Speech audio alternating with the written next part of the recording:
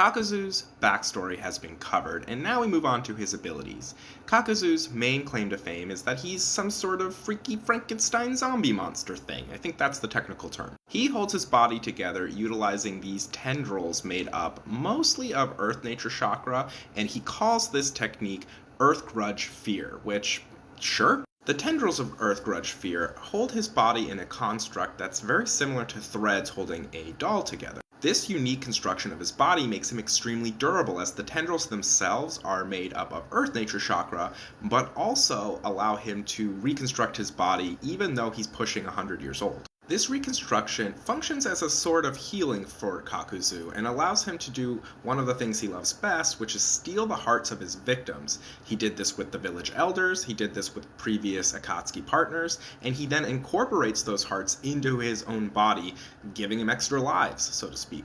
This means he's not immortal in the same way that Hidan is, where Hidan can sustain any injury and be fine, but he can effectively remain alive by just getting new body parts when necessary, specifically hearts. This ability to stave off injury and age by replacing his body parts comes in practice very close to being truly immortal. In addition to stealing these hearts to increase the amount of lives he has to live, he can also freely move them around his body so as to protect them better. The threads of Earth Grudge Fear aren't just defensive, he's actually able to freely manipulate and form them, even being able to separate them from his body to form independent constructs that can fight alongside him. Taking the hearts of his victims also allows him to access their nature chakra affinity. In this image you can see that one of the heart masks is using wind style and the other is using fire style. This adds a lot of versatility because he actually has a heart for each nature chakra that exists.